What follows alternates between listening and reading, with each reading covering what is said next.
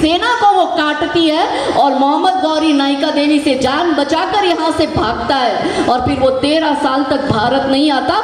ऐसी हमारी योद्धा नारियां थी और अब हम रोती रहती है, हर बात में कंप्लेन करती है। हॉस्पिटल भी हम अकेली नहीं जा सकती, वहाँ भी पति चाहिए साथ में, अकेले कुछ काम नहीं होता। कोई 2 मेहमान आ गए तो टेंशन आता है कि सब्जी क्या बनाऊंगी। वो नारियां लड़ने जाती थी, आप बस कंप्लेन करती हो कि वीरता के व्रत से विभूषित है वतन, विपत्ति विनाश और विलाप नहीं गाऊंगी, नीर नैनों में नहीं ज्वार अखियों में होगा, क्लेशकारी कष्ट की कथाएं नहीं गाऊंगी, प्रेम अनुराग सद्भावना की बात होगी, प्रज्ञा से विहीन में प्रथाएं नहीं गाऊंगी। और जीजाबाई पन्नाधाई पद्मनी की वंश जाओ, जीजाबाई पन्नाधाई पद्मनी की वंश जाओ, लड़के मरूंगी पर व्रथाएं नहीं गाऊंगी। हम लड़के मर जाएंगे, केसरिया बाना पहन के निकल चुके हैं हम भी। वो गुजरात में सुन्नी मुस्लिम समाज ने मेरे नाम का फतवा निकाला है। वो कहते हैं कि तो गुजरात में मैं बिना गन गार्ड्स के कहीं बाहर नहीं निकल सकती। उसने क्या कहा अब्दुल ने कि तू हर जगह सिक्योरिटी लेके जाती है ना, जिस दिन बिना सिक्योरिटी के मिली, जिस दिन तू अकेली मिली, उस दिन तो हम तुझे मार देंगे। अब वो ऐसी धमकी दे रहा है कि जिस दिन तू अकेली मिली उस दिन तुझे मार देंगे। मैंने उसको जवाब दिया, मैंने कहा तू ये कह रहा है कि जिस दिन तू अकेली मिली उस दिन तुझे मार देंगे, पर मैंने कहा तू मारने अकेला आना, फिर देखते हैं जिंदा कौन जाता है, तू जाता है कि मैं जाती हूँ। मेवाड़ का पानी पिया है मैंने, आपको भाई साहब ने कहा ये गुजरात से आई है, मैं सिरोही की बेटी हूँ, यहीं पे पली बड़ी हूँ और ये उदयपुर की मोहनलाल सुखाड़िया यूनिवर्सिटी से मैंने ग्रेजुएशन किया है, यहीं की हूँ, यहीं का पानी पिया है, इसलिए ये खून में उबाल है। हमको भी बचपन से तैयार किया था हमारे माता पिता ने कि बेटा मर के आ जाना, पर कभी इन दुष्टों के सामने झुकना मत। हमें महाराणा प्रताप की मृत्यु की साधना मेरे पिता ने सिखाई। क्या थी महाराणा प्रताप की मृत्यु की साधना? हम उनके गढ़ में बैठे हैं, महाराणा प्रताप का युद्ध चल रहा था अकबर से, अकबर की इतनी बड़ी सेना, महाराणा प्रताप की छोटी सेना। तो वो जो आसपास के लोग होते हैं ना, जो डराने का काम करते हैं, जो कोई सहयोग नहीं करेंगे, पर जो लड़ रहा है उसको सहयोग नहीं करेंगे, मगर उसको डराकर चुप कैसे करना है, वैसा काम तब भी होता था, वैसा काम अब भी होता है। तो महाराणा प्रताप के पास 4 प्रजाति के लोग गए। पहला बुद्धि, यानी बुद्धिशाली लोग। उन्होंने महाराणा प्रताप को कहा कि आप उसकी संख्या देखो, आप आपकी संख्या देखो, आप तो ये युद्ध लड़ भी नहीं सकते, जीतना तो बहुत दूर की बात है, इसलिए आप अकबर के सामने आत्मसमर्पण कह दो। तो बुद्धि कहती थी टक्कर असंभव है, बुद्धिशाली कहता था टक्कर असंभव है। दूसरी प्रजाति गई गणितज्ञों की। वो लोग नहीं होते जो हर बात में कैलकुलेशन करते हैं, वो कैलकुलेशन करके आए कि अकबर के पास इतने हाथी है, इतने घोड़े, इतने तोप है, इतने सहस्त्र बल सैनिक है, और आपके पास तो कुछ भी नहीं है। तो गणित ने क्या कहा कि विजय असंभव है, कि विजय तो असंभव है। बुद्धि कहती थी टक्कर असंभव है, गणित कहता था विजय असंभव है। तीसरी प्रजाति गई समझदारों की महाराणा प्रताप के पास, और उन्होंने महाराणा प्रताप से कहा कि भाई युद्ध तुम लड़ नहीं सकते, इससे अच्छा है तुम झुक जाओ और आत्मसमर्पण कर दो। तो बुद्धि कहती थी टक्कर असंभव है, गणित कहता था विजय असंभव है, समझदार ने कहा झुक जाओ। अब चौथी प्रजाति खड़ी हुई। वो कौन सी थी चौथी प्रजाति? रिश्तेदारों की। रिश्तेदारों को पता था कि महाराणा प्रताप का स्वभाव कैसा है, ये तो ना झुकने वाले हैं, ना ये आत्मसमर्पण करेंगे, ना ही ये इस्लाम स्वीकार करेंगे, और ये तो भागेंगे भी नहीं, ये तो हर हाल में युद्ध करेंगे। तो रिश्तेदारों ने कहा भाई तू एक काम कर, कुछ होने जाना वाला नहीं है, इससे अच्छा तुम भाग ही जाओ यहाँ से। तो बुद्धि कहती थी टक्कर असंभव है, गणित कहता था विजय असंभव है, समझदार ने कहा झुक जाओ। और महाराणा प्रताप ने कि कुत्तों की तरह दुम मत हिलाना, इस मातृभूमि के लिए, धर्म के लिए, मेवाड़ी आन बान शान मर्यादा के लिए लड़के मर जाना, मगर इस्लाम स्वीकार मत करना। तो गिरा जहां पर खून वहां, गिरा जहां पर खून वहां पत्थर पत्थर जिंदा है, शरीर नहीं पर नाम का अक्षर अक्षर जिंदा है। और जीवन की यही कहानी अक्षर अक्षर गढ़ लेना, और शौर्य कभी सो जाए तो प्रताप शिवा को पढ़ लेना। इनकी गौरव गाथाएं पढ़ो, ऐसा खून में उबाल आएगा। हमें बचपन से हमारे माता पिता ने तैयार किया, अचानक से थोड़ी मेरे को कोई ऐसा अंदर स्वप्न आ गया और अचानक से मेरे शरीर में शक्तियां प्रवेश कर गई और मैं इतनी शक्तिशाली हो गई। आप यहाँ पे डॉक्टर तक नहीं जाती, मैं पूरे भारत में भ्रमण करती हूँ, 3-4 राज्यों का पानी नहीं पिया, बाकी मैंने पूरे भारत का पानी पी लिया है। इतनी हर जगह अकेली जाकर इन दुष्टों को खत्म करके आती हूँ। तो समस्या है तो समाधान भी है। अपन ने करी आज समस्या पे बात, तो अब मैं आती हूँ समाधान पर। आपको लगेगा दीदी तो अब हम क्या करें, तो आपको क्या करना है मेरी बहनों, पहला समाधान अभी रात के 10:30 बजे, अभी तो आपके पास समय नहीं है, कल सुबह उठने के बाद पहला काम क्या करोगी, अपने 5 रिश्तेदारों को फोन लगाओगी। 5 परिवारों की बात करी हो, 5 मनुष्यों की बात नहीं कर रही, 5 परिवार में फोन लगाओगी और आज जो हमने सत्संग किया है इस पे चर्चा करोगी। बोलो करोगी? अब मुंह से हाँ ही नहीं निकल रहा, क्या ही करोगी? हम तो एकता कपूर की सीरियल देखेंगे हैं। करोगी? दूसरा काम क्या करोगी, आत्मरक्षा की ट्रेनिंग लेना स्टार्ट कर दो। संघ के स्वयंसेवक लाठी काठी चलाने का फ्री में प्रशिक्षण दे रहे हैं, अपनी आत्मरक्षा करना सीखो। वो कन्हैया लाल दर्जी को आत्मरक्षा करना आता था तो क्या वो मार सकता था क्या? दर्जी के पास तो हर क्षण हथियार होता है, इतना बड़ा कैंची रखता है दर्जी, पर कन्हैया लाल को अपना आत्मरक्षा करना उसने सीखा नहीं, उसकी माँ ने सिखाया नहीं और उसको भी आवश्यकता नहीं लगी। वो जैसे ही मारने आता वो करता, वो छरी से वार उस पे।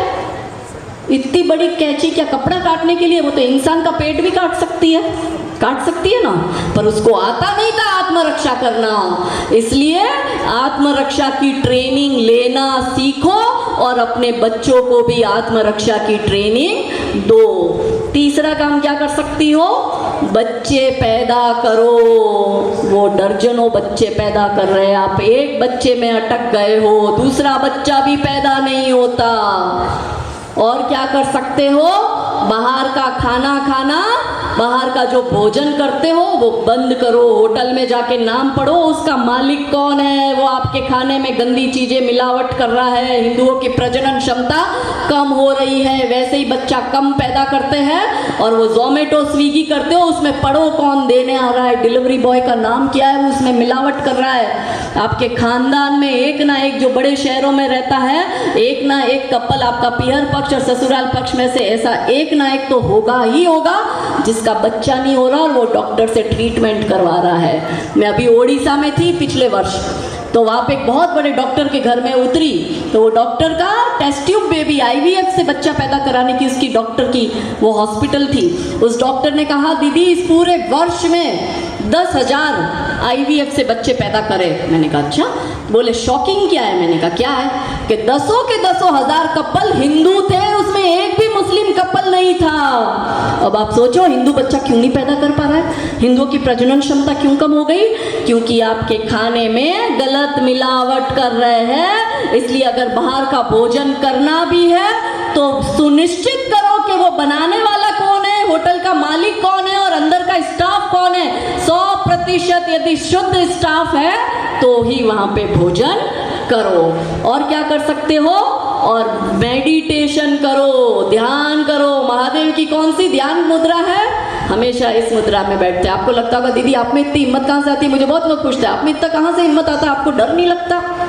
मैंने कहा काल उसका क्या बिगाड़े जो भक्त है महाकाल का, हमें कोई डर नहीं लगता, महादेव के भक्त है, क्योंकि हम ध्यान साधना करते हैं। ऐसे ही कहीं संघर्ष करते हैं तो खूब सारे पुलिस वाले होते हैं, खूब संघर्ष होता है, एंट्री नहीं देते, तो हमारे कार्यकर्ता संघर्ष करते हैं और वो एकदम उनके चेहरे पर वो संघर्ष दिखता है और वो संघर्ष करते हैं। मैं फिर भी उस संघर्ष के बीच में से निकल के मंच पे इसी तरह से बोलती हूँ, तो कार्यकर्ता कहते हैं दीदी आपके चेहरे पर एक वो शिकन भी नहीं दिख रही, बिल्कुल वो नहीं, जैसे कुछ हुआ ही नहीं, ऐसा क्यों?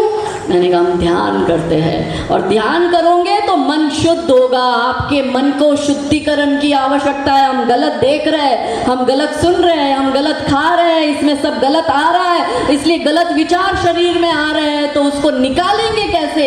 इसलिए ध्यान करो, ध्यान से बुद्धि मिलेगी, ध्यान से शक्ति मिलेगी, ध्यान से आपको मार्ग मिलेगा। और जो आपके बच्चे पढ़ाई कर रहे हैं उनको भी ध्यान करने को बोलो, क्योंकि उससे मेमोरी शार्प होती है। इसलिए रात को सोने से पहले, यदि दिन भर बहनों आपको टाइम नहीं मिलता, तो सोने से पहले कम से कम 15 से 20 मिनट ध्यान में बैठो। जिसको भी आप मानती हो, आपका जो भी भगवान जिसको आप पूजती हो उसका ध्यान करो और ध्यान में नाम जप करो। आप जैसे कि शिव को मानते हो तो शिव शिव शिव करो, आप शक्ति को मानती हो आप शक्ति करो, आप कृष्ण को मानती हो कृष्ण कृष्ण करो, नाम जप करो। आपके मन की नेगेटिविटी जाएगी और शरीर में शुद्धता आएगी। और क्या कर सकते हो, और हिंदू संगठनों से जुड़ो, राष्ट्रीय स्वयंसेवक संघ से जुड़ो, यहाँ की चेतक शाखा टोली में अपने लड़कों और लड़कियों को सेविका समिति में, दुर्गा वाहिनी में भेजो, क्योंकि जब वो मारने आएगा तो आपको कोई नेता, कोई पड़ोसी, कोई पैसा, कोई रिश्तेदार बचाने नहीं आएगा, आपके लिए गोली बजरंग दल का लड़का ही खाने आएगा।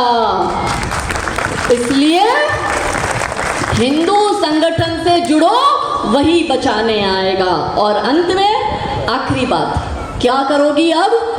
B Hindu, buy Hindu, employ Hindu. Hindu बन जाओ, हिंदू से सामान खरीदो, हिंदुओं को ही रोजगार दो। आपका दूध वाला हिंदू होना चाहिए, सब्जी वाला हिंदू होना चाहिए, फल फ्रूट वाला हिंदू होना चाहिए, दर्जी हिंदू होना चाहिए, रिक्शे वाला हिंदू होना चाहिए, जिम वाला हिंदू होना चाहिए, डांस वाला हिंदू होना चाहिए, मजदूर कारीगर हिंदू होना चाहिए, रिपेयरिंग वाला हिंदू होना चाहिए, कलर काम वाला हिंदू होना चाहिए, डेयरी वाला हिंदू होना चाहिए। आपकी 100% शुद्ध हिंदू इकोनॉमी होनी चाहिए, क्योंकि जो 2 पैसा आप उस हरी चादर पे चढ़ा रही हो, उसी 2 पैसे से वो आपके पति और आपके बेटे के लिए आप सफेद चादर का इंतजाम कर रही हो। इसलिए अंत में कविता की ये पंक्ति आपको समर्पित कर कर अपनी वाणी को विराम देती हूँ कि हे भारत की नारी जागो, मैं तुम्हें जगाने आई हूँ। हे भारत के हिंदू जागो, मैं तुम्हें जगाने आई हूँ। और 100 धर्मों का धर्म एक बलिदान बताने आई हूँ। खप्पर वाली काली जागे, जागे दुर्गा बरबड़ा, रक्त बीज का रक्त चाटने वाली जागे चामुंडा, नरमुंडों की माला वाला जागे कपाली कैलाशी, और रन की चंडी घर घर नाचे, मौत कहे प्यासी प्यासी, अरे झोली लेकर मांग रही हूँ, झोली लेकर मांग रही हूँ। कोई शीश का दान दे दो, भारत का भैरव भूखा है, कोई प्राण का दान दे दो, और मैं घर घर इंकलाब की आग जलाने आई हूँ। हे भारत की बेटी जागो, मैं तुम्हें जगाने आई हूँ। हे भारत की नारी जागो, मैं तुम्हें जगाने आई हूँ। तो आज मैंने सूरज से बस जरा यूं ही कहा, आपके उदयपुर में इतना अंधेरा क्यों रहा? तम तमाकर वो दहाड़ा बोला, मैं अकेला क्या करूं? तुम बेफिक्रों के लिए मैं भला कब तक लड़ूं? आकाश की आराधना के चक्करों में मत पड़ो, संग्राम ये घनघोर है, कुछ मैं लड़ो कुछ तुम लड़ो। बोलो सियावर रामचंद्र की, पवन सुत हनुमान की, नमः पार्वती हर हर महादेव। भारत माता की जय, वंदे मातरम, जय जय श्री राम। और फिर से चेतक शाखा टोली का बहुत बहुत आभार, धन्यवाद। आप सबका भी बहुत बहुत आभार। Thank you.